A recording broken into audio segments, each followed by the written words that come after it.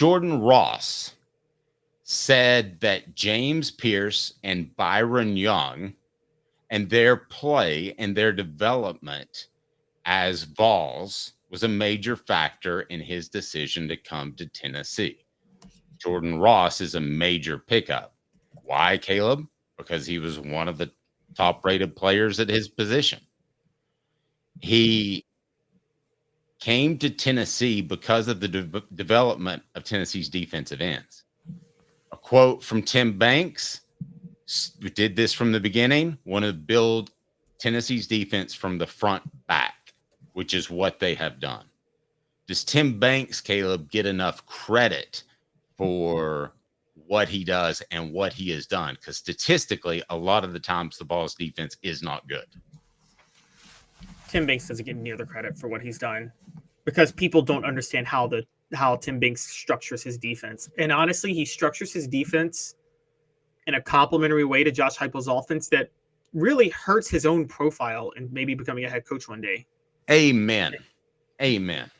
Yeah, because what people don't get is that I've told you guys before, it's very much the way Tony Dungy structured the Colts defense when he took over as head coach in 2002, and they built around Dwight Freeney and Robert Mathis, which was they didn't care about how many yards they gave up.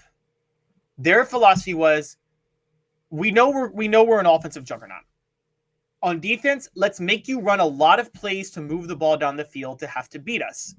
And that increases the odds that you'll turn the ball over. On top of that, if we get a lead, then you're forced into obvious passing downs, and we can unleash our edge rushers to attack you. Preach. That is why Byron Young went from working at a grocery store to becoming an all-SEC player and an NFL draft pick. That's why James Pearce now looks like the number one NFL draft pick next year, because of how Banks structures the defense. What hurt Tennessee and the reason they struggled, I got no excuses for the secondary issue against South Carolina in 2022. That was horrible. 5 walk-ons could have done better than they played that game. But there were internal issues with Jeremy Banks that we know about. And on top of Tim Banks having to structure his defense that way, which is automatically going to make the secondary look bad, he also has to structure it building around a makeshift secondary, which took the biggest hit by far of any unit when Jeremy Pruitt left with all the transfers. Add to that the final thing, last year, he had a quarterback that was not a fit for Josh Heupel's offense, plus the injuries. I'm not going to put it all on Milton. Cooper Mays got hurt. Brew McCoy got hurt. So Tennessee's offense wasn't able to get the lead it's structured to get, that the defense is structured to build around. So Tim Banks actually had to adjust and go win certain games. Guys, with a defense not structured to do it, he beat Texas A&M. Tim Banks did with his coaching in that game because he had to adjust to what Tennessee wasn't able to do offensively. Agreed. And I don't want to get caught up too far in the X's and O's, but a guy that really likes to study ball, he does a lot of things up front that he doesn't get credit for in terms of stunts and twists. So he put James Pearce and Byron Young in a lot of great situations. Now, there's no questioning Pearce's talent, but if he were just in a straight up, let's go get him Mark Stoops type of offense, would Pearce be getting this type of pub as the number one overall pick? No. Would Byron Young have been, where did he end up going in the draft, Caleb? I think he was a 3rd round pick, maybe. 3rd or 4th. I mean, come on. If I told you that Byron Young was going to go in the middle of the NFL draft before his final season, you would have laughed out loud. Yeah. The guy was a junior college transfer who walked on to the junior college, and we thought he was just a random addition. You're absolutely right. This is what Tim Banks said this on Tuesday. He said he likes to structure his defense. Now, it's funny because Tim Banks is partially the defensive backs coach, and his bread and butter is defensive backs. But he said, I like to structure my defense from the defensive line out. And he said, if you look at my track record, that's what I've done everywhere I've been. And part of doing that was making sure he got enough defensive linemen to rotate in and out. That was the other part of this. We could talk about the edge rushers that he's put out in the NFL. Dave, as you and I both know, Tennessee has had solid defensive tackles the last couple of years, but this is the first year where they're actually deep. They weren't able to rotate the way they wanted to when Tim Banks first took over in 2021. Completely agree. And to Caleb's point too, you don't think it makes him physically ill when he has to give up passing yards, knowing that it's helping burn clock and ultimately helping his offense, who has a big lead. I mean, it works at the end of the day, but there's no defensive coordinator that goes to the mic and go, "Oh, we gave up 42 points, but we got the win by 25." I mean, there's nobody that feels that way, Caleb. And to be able to take that, listen, I think you could make a strong argument.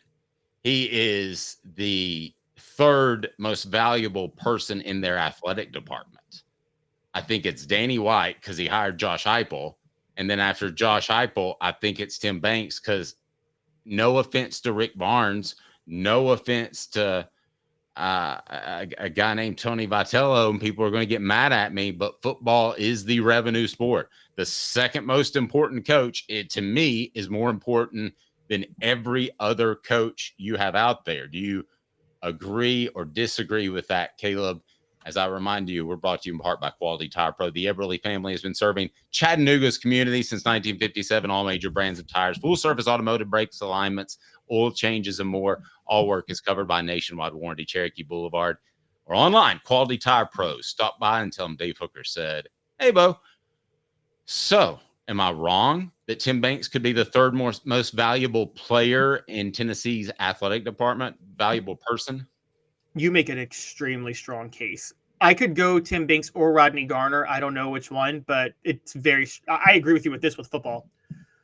I used to say football is the engine that drives, like Fulmer said this, but I agree. In the athletic department, Fulmer's the engine that drives the car. Football's the engine. And in the SEC, the front porch of the university. Don't forget that. Don't forget how much Alabama is just how much their enrollment as just simple students went up like 36% under Saban. Well, that's my point. Yeah. I undersold football as the engine in a car, because in a gas car, the engine's important, but so are the brakes and there's so many other things that make a car run. Football is the battery in an electric car, which if you guys don't know, the battery is as expensive as the car itself in an electric car, because there is no electric car without the battery. So it's the heart of everything. Football's the battery in an electric car. In the SEC, your sports program is useless without football. And it's so important, Dave. Think about this for a minute. We talk about these FCS games. Your football program subsidizes lower level FCS athletic programs by playing a game against them every year. I mean, that's how crazy it is. And Tim Banks is absolutely that important. And there's a play, and I'm going to bring up a play real quick that let me know that Tim Banks. And guys, I see you on the message board. We're going to address Rodney Garner. Keep going, Caleb. Sorry.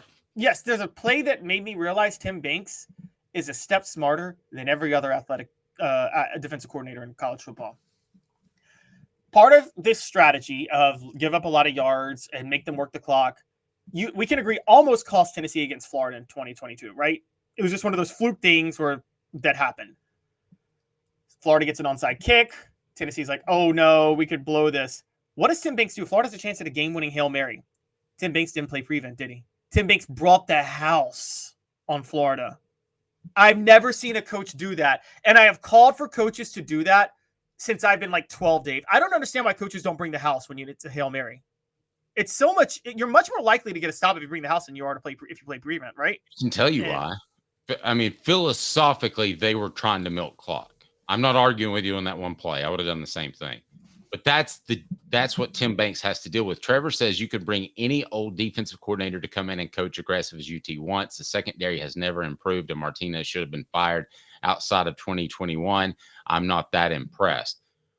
I'm not going to argue with you about Martinez. I'm not going to say that he should be fired. I don't call for people's jobs, but I think that is a real concern, and it has to get better this year, or you're going to have to do something. Now, we would be remiss if we talked about how great Tim Banks and the defensive ends were and the edge rushers if we didn't say Rodney Garner. I mean, Rodney Garner, for whatever reason, seems to really connect with a player. And I was having this conversation with John Adams, and I don't want to give anything away, but I think he's working on a column in that regard because it's been 40 years since Rodney Garner was a high school player. And he connects with those players. Guys, I'm not sure James Pearce would be at Tennessee if Rodney Garner hadn't connected with those players. So while we're extolling the virtues of Tim Banks, let's not forget Rodney Garner is a big factor as well. I get the sense, though, the reason I'm focusing on Banks, that Garner's comfortable and happy at Tennessee. One day, Banks wants to be a head coach, I would think. Everybody does.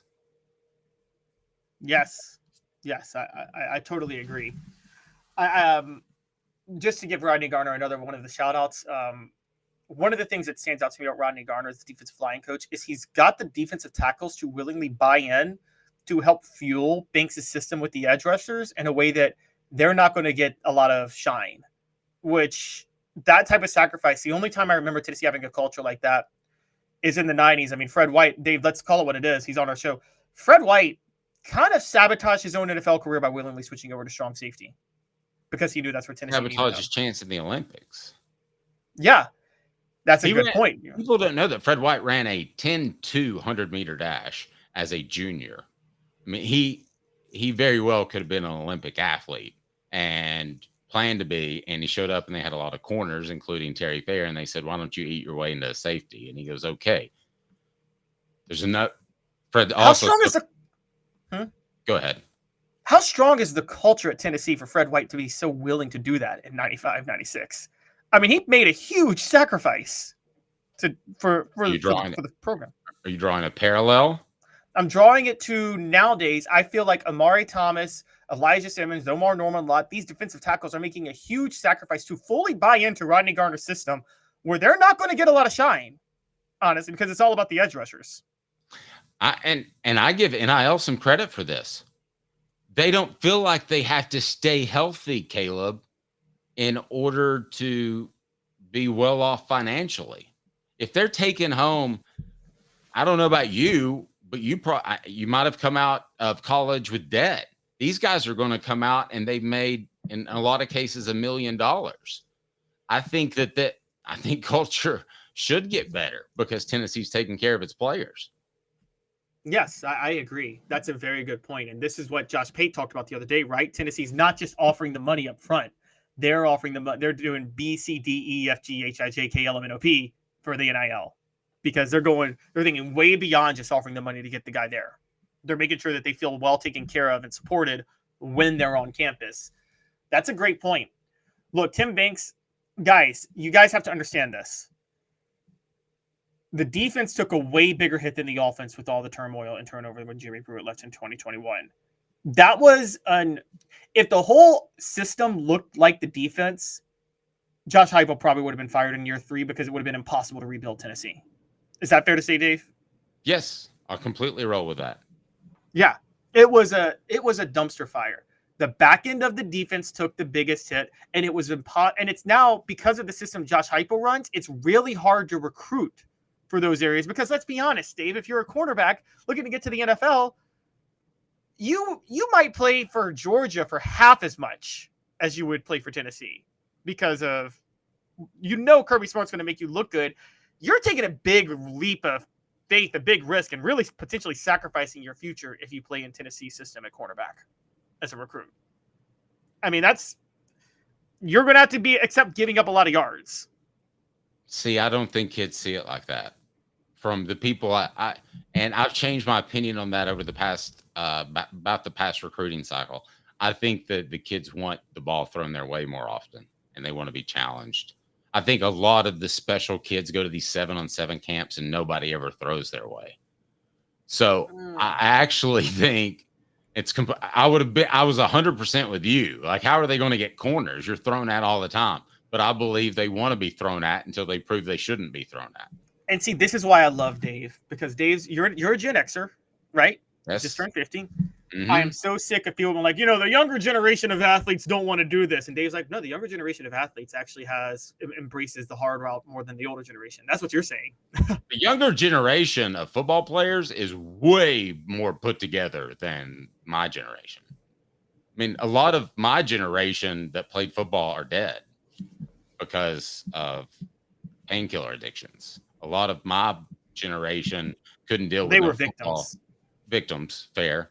A lot of my generation also turned to alcohol in copious amounts because they didn't know how to deal without football. Yeah, the generate. I mean, working with Cooper Mays and Jacob Warren has been such an eye opener.